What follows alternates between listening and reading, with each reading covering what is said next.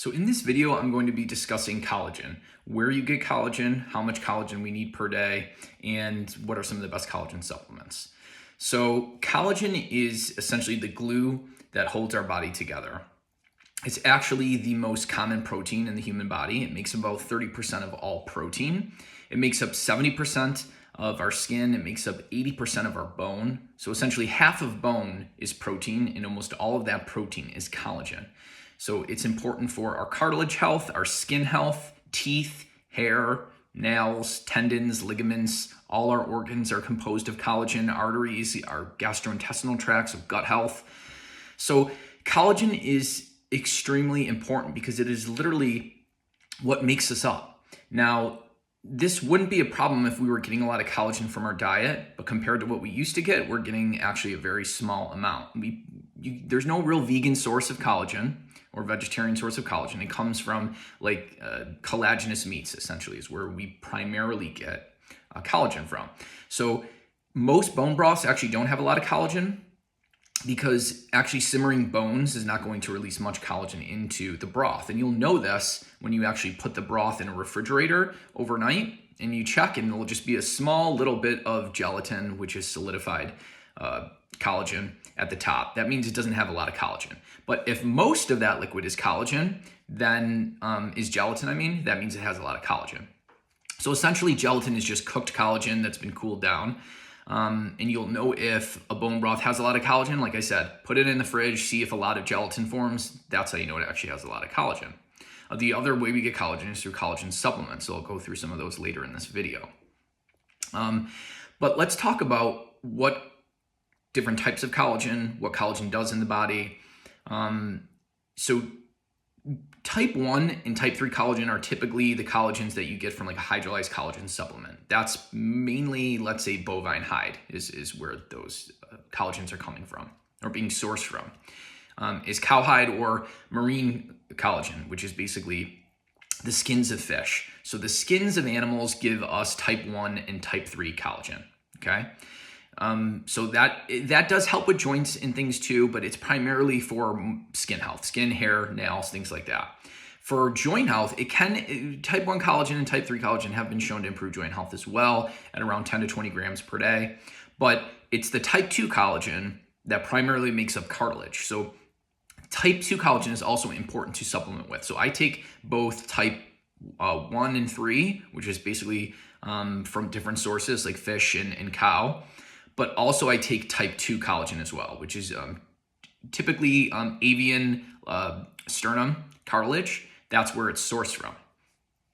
So usually I take somewhere between it's around, I think, 1,500 milligrams of type 2 collagen I take per day, somewhere around those lines. Most of the studies have used anywhere from 1,500 to 2,500 milligrams, showing improvements in joint health. And then eggshell membrane too, at 500 milligrams per day, has been shown to also improve joint health. So joints, type 1 collagen, which is the hydrolyzed collagen, is mostly type 1, and there's a little type 3 in there. Type 2 collagen as well will help joints, and eggshell membrane also helps joints as well. Now, there's some people will say, well, collagen is just broken down into the amino acids, so it's a hoax, which is not true at all. So let's talk about a few things. Number one, we absorb some of those collagen peptides intact. We don't just break it all down into amino acids. And actually, radio tracer studies have shown that those peptides, those intact peptides that we absorb, actually go to the site of action. So they actually can get into the chondrocytes, the cartilage cells, to help stimulate the formation of new cartilage.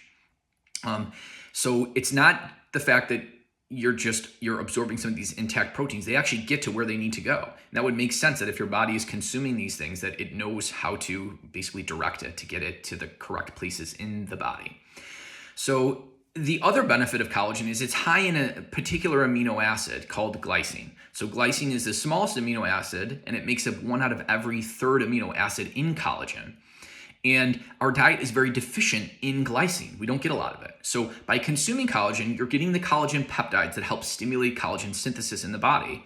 But then you're also getting an amino acid that isn't in the diet very much called glycine, which also helps stimulate collagen formation. So that's the two main benefits of collagen, is that you're getting amino acids that make up collagen that you don't really get too much of in the diet, particularly glycine, but also proline and hydroxyproline. Those are other amino acids that help with the formation of collagen. Now, you can look, there's been meta-analyses of many human clinical studies looking at collagen, showing improvements in skin health, joint health, hair health, nail health.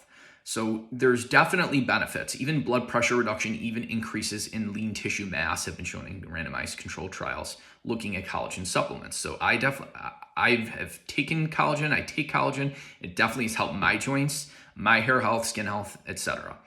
So I know personally that it works, but from the clinical studies as well, there are many, and there have been meta-analyses of those studies.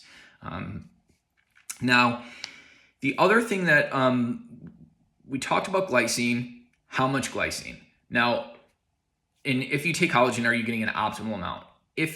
In what amount of collagen is optimal? Most studies have used 10 to 20 grams of collagen per day. Some elite athletes who are exercising, 2 hours a day, 3 hours a day, they might need upwards of 40 grams of collagen. And collagen in the normal dose of 10 to 20 grams will probably not give you an optimal amount of glycine. So I do also supplement with glycine in addition to collagen. And the dose that I take is about 3 grams 3 times a day. So I get about 9 grams of glycine from the glycine supplement itself. And then I consume somewhere between 10 and 20 grams of collagen, which most collagen is about 25% glycine. So if you're consuming 10 grams of collagen, you're going to get about 2.5 grams of glycine. And again, really consuming around 10 grams to maybe even 15 grams of glycine seems to be optimal. In clinical studies, glycine given at 5 grams 3 times a day in type 2 diabetics has shown improvements in glucose control. It reduces the spike of glucose when you can consume carbohydrates. It decreases inflammation and inflammatory markers. It improves insulin sensitivity. There are literally glycine receptors on many of our cells, our immune cells.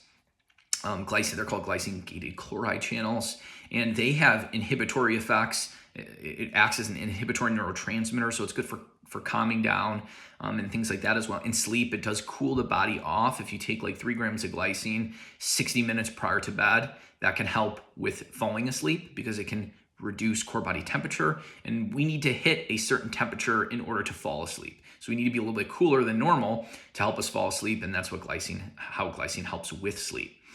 So the takeaways are pretty simple. Glycine, somewhere between 5 and 10 grams per day seems to be optimal.